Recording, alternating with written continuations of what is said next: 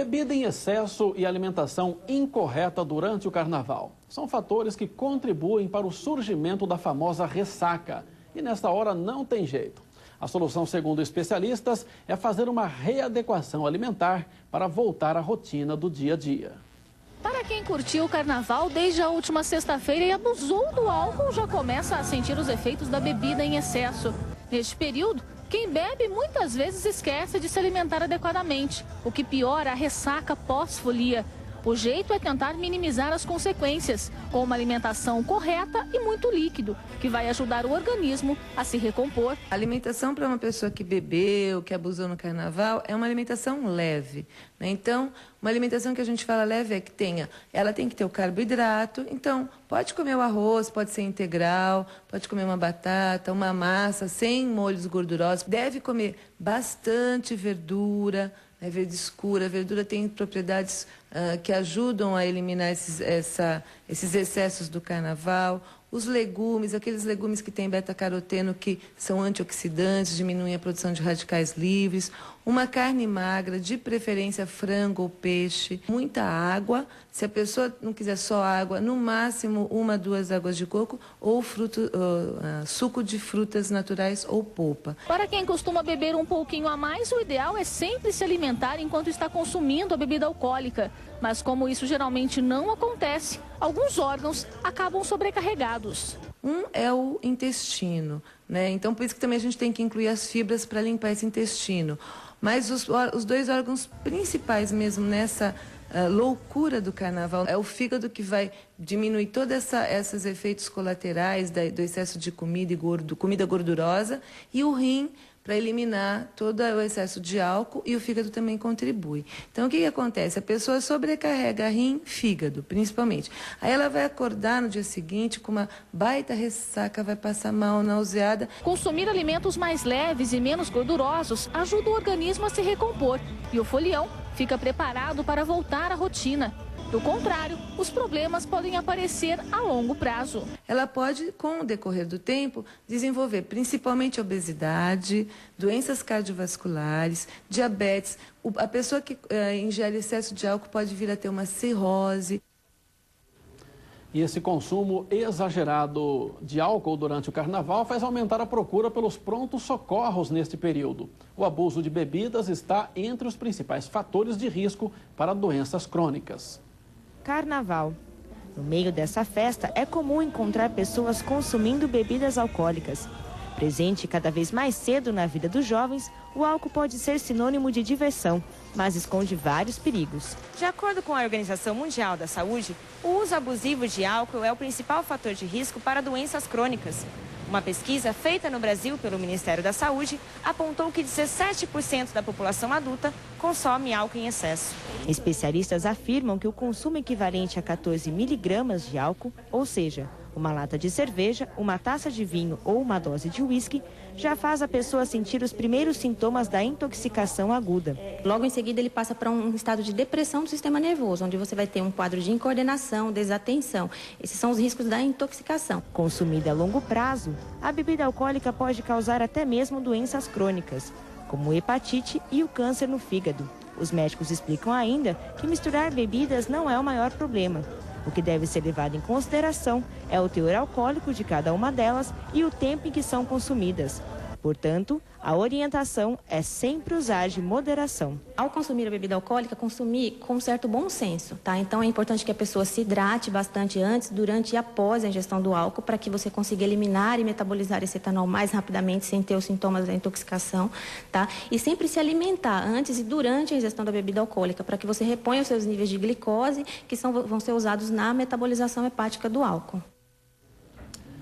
E depois do carnaval, muitos foliões podem se sentir indispostos e até pensarem que estão gripados. Mas atenção, os sintomas podem ser sinal de outro problema, a doença do beijo.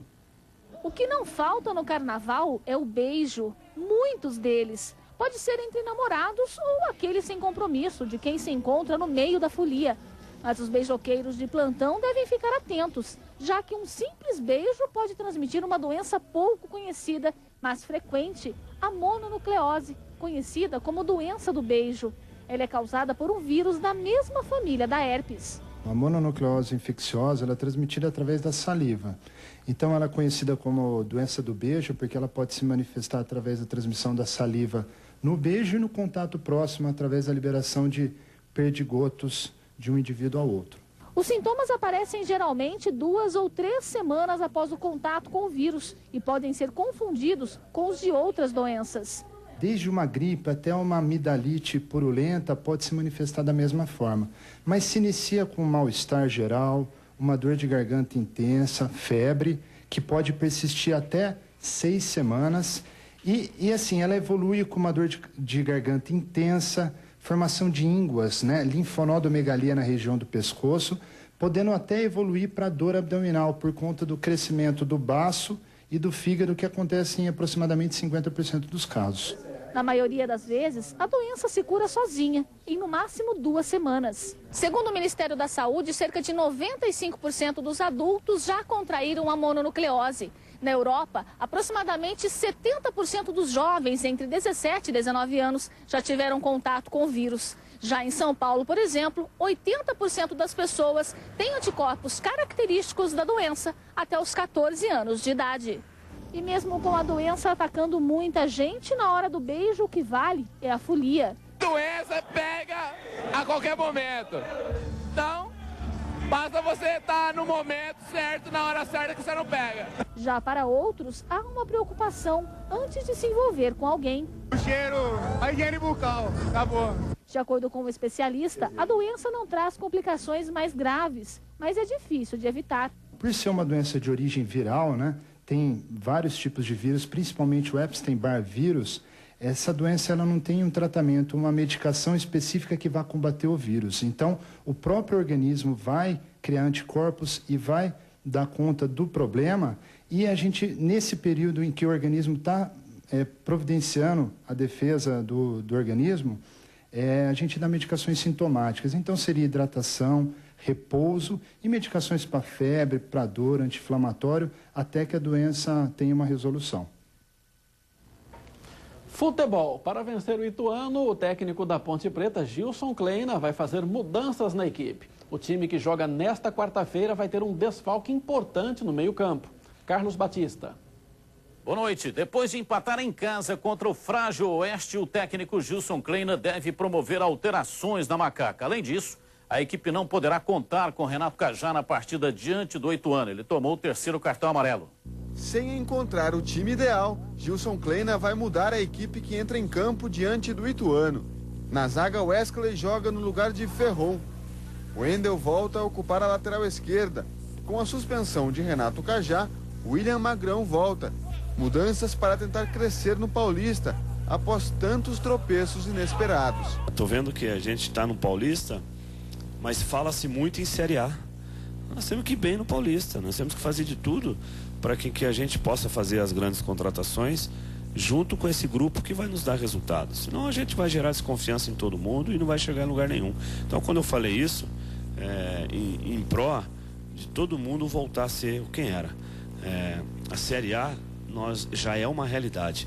Porém, a receita que nos levou à Série A foi trabalho. A gente vem falhando, que é uma coisa que a gente tem que corrigir, e estamos buscando fazer isso para corrigir isso e conquistar as vitórias e reconquistar a confiança, trabalhar forte, tentar jogar o mais simples possível nesse momento, assim que as vitórias não vêm.